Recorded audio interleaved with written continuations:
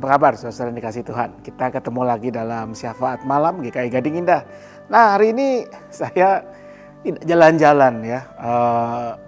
Sebetulnya saya sudah punya satu rencana ya, masih kaitan dengan Syafaat Malam kita minggu lalu dalam rangka HUT GKI, tapi rupanya karena satu dan lain hal rencana itu mesti ditunda dulu. Jadi Anda nantikan saja ya dalam edisi Syafaat Malam yang berikut. Semoga apa yang sudah saya rencanakan bisa dilakukan. Tapi karena itu hari ini ya saya berhenti dulu. Ya, saya istirahat dari jalan-jalan. Lagian masa pasti ini keliling-keliling mulu, makan-makan mulu begitu ya.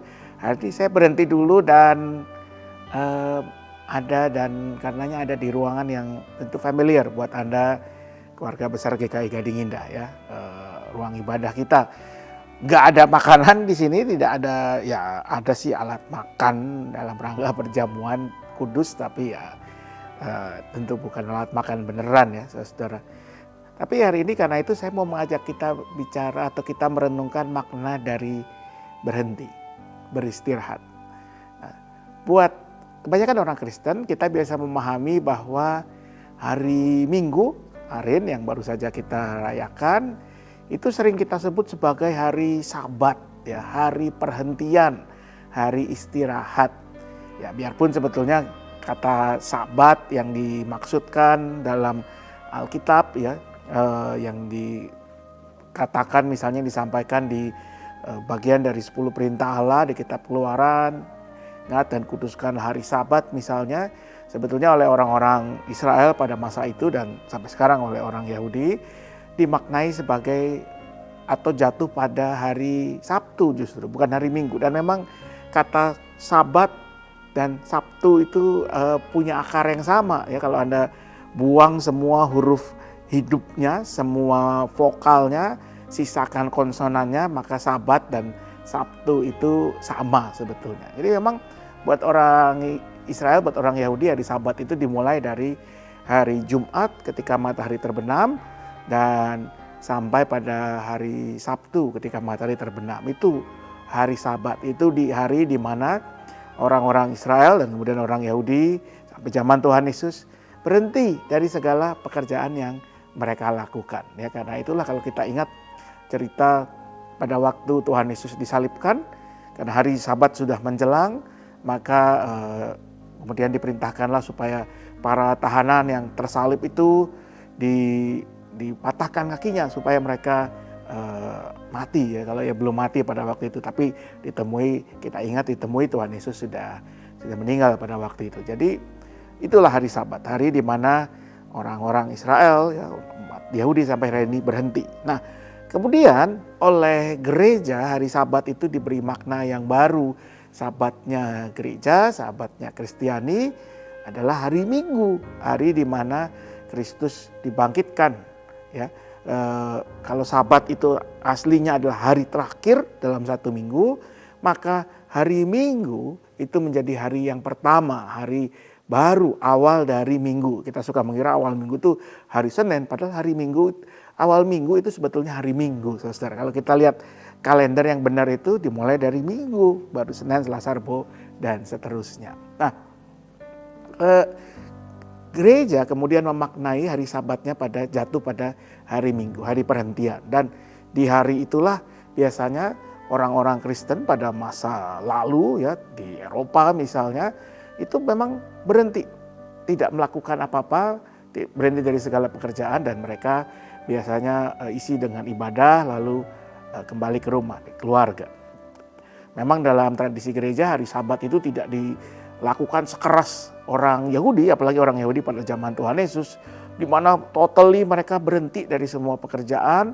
Bahkan kalau kita membaca, Anda boleh mencari-cari sendiri ya di internet, ada daftar hal-hal yang tidak boleh dilakukan pada hari Sabat, cukup banyak ya, termasuk diantaranya menyisir rambut, masak ya, dan macam-macam. Bahkan saya pernah membaca jarak yang boleh ditempuh dengan berjalan kaki pada hari Sabat itu dibatasi. Dihitung kira-kira jarak dari rumah setiap orang ke rumah ibadah, sinagoga, dan kembali lagi. Jadi benar-benar ketat. Mungkin lebih mirip dengan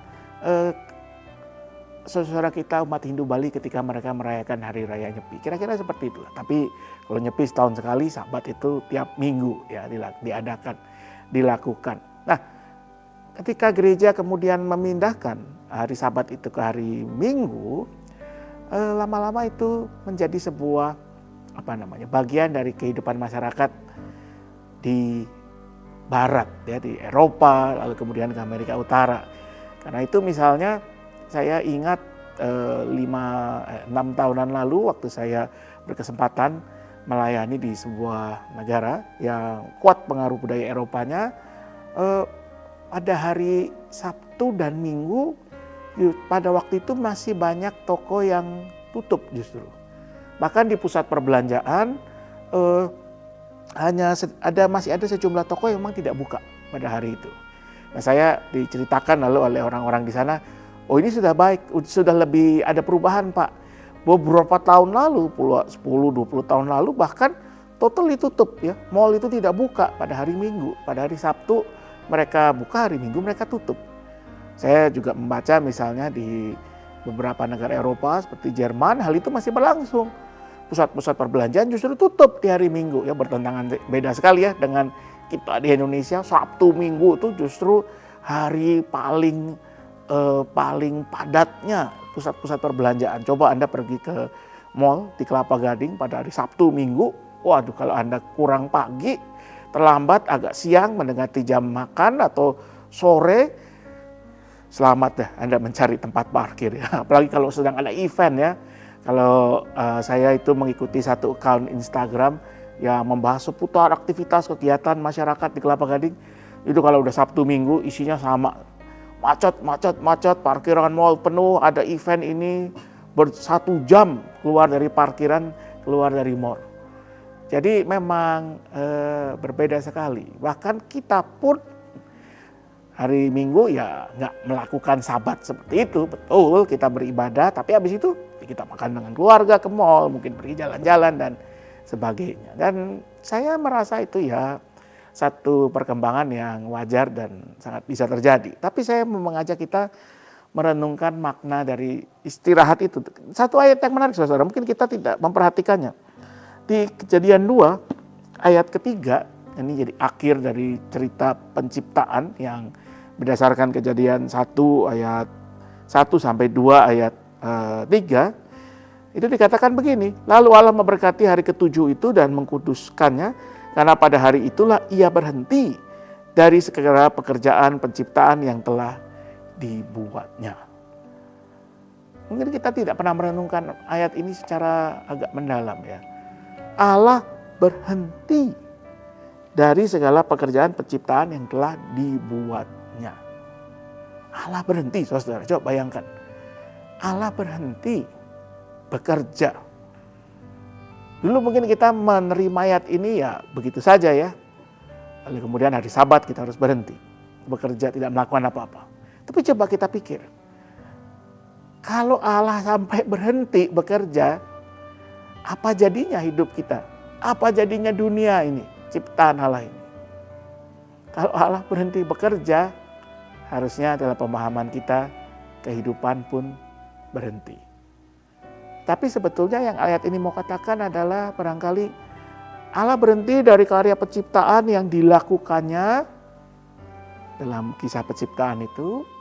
Tapi kemudian yang terjadi adalah bukan berarti Allah ambil time out, cuti, waktu istirahat, nggak ngapa-ngapain. Allah tetap bekerja. Karya Allah adalah karya pemeliharaan. Allah memelihara seluruh ciptaannya.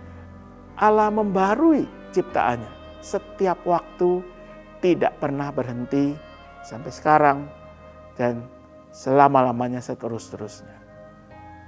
Karya penciptaan sebagaimana yang disaksikan di sini memang berhenti pada saat itu, tetapi karya pemeliharaan Allah, karya pembaruan Allah, karya pemulihan Allah tidak pernah berhenti. Allah tetap dan akan selalu bekerja, menyatakan kasih anugerahnya, membaharui ciptaannya, memberikan apa yang baik. Nah, karena itu Apa yang kita bisa pelajari di sini?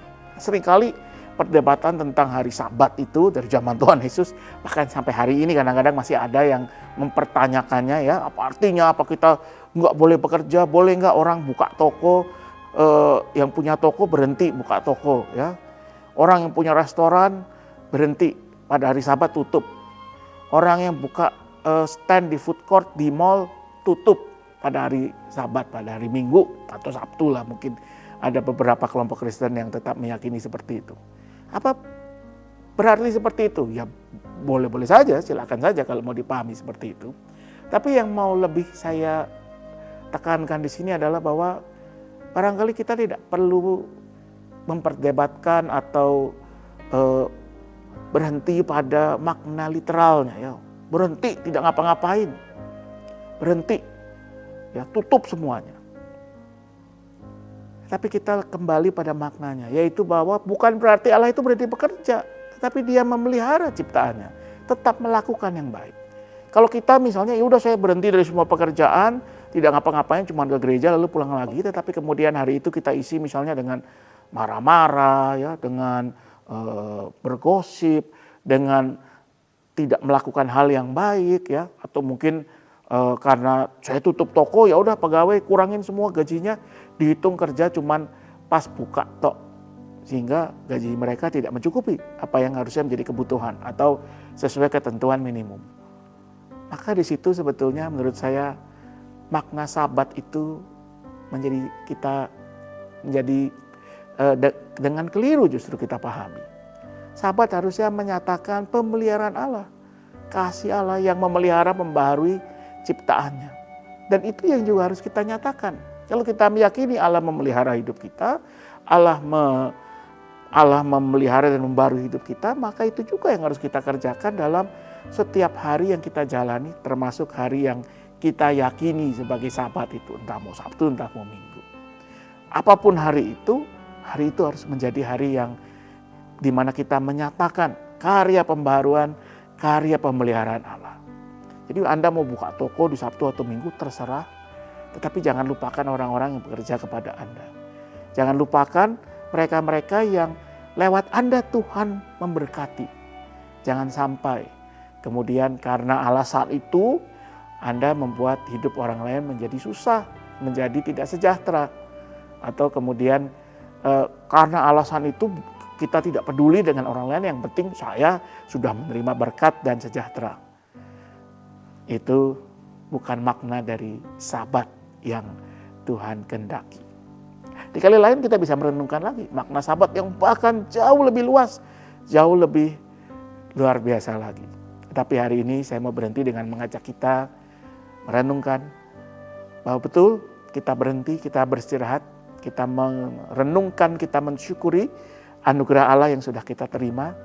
Tetapi jangan lupa, anugerah itu juga memampukan kita untuk menjadi berkat bagi sesama.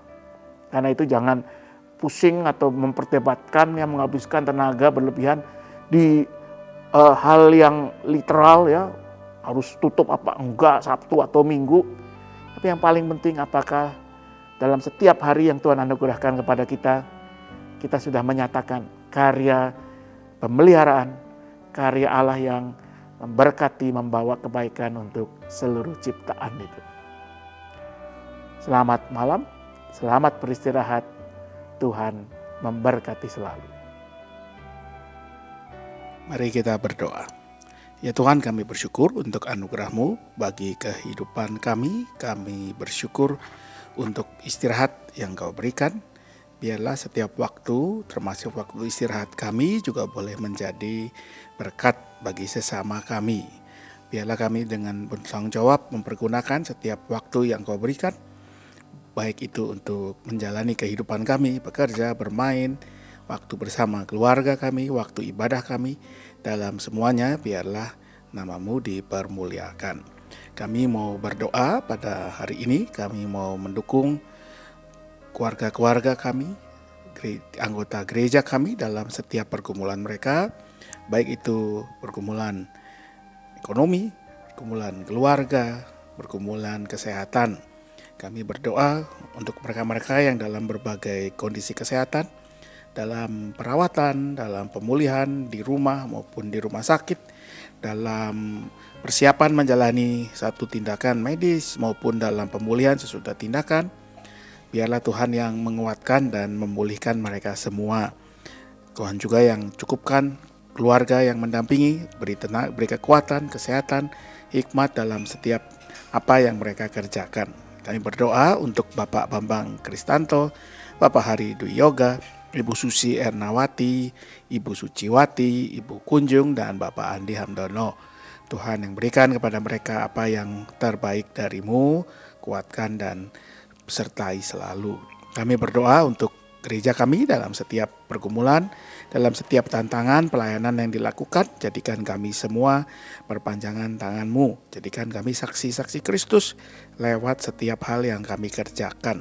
Kami berdoa untuk bangsa dan negara kami, para pemimpin kami, khususnya dalam menjelang persaingan di panggung politik di tahun 2024. Biarlah dalam semuanya kami boleh melihat mereka selalu berusaha mencari apa yang baik untuk kehidupan bangsa dan negara, kehidupan bersama kami, dan bukan hanya untuk kepentingan pribadi golongan yang sesaat.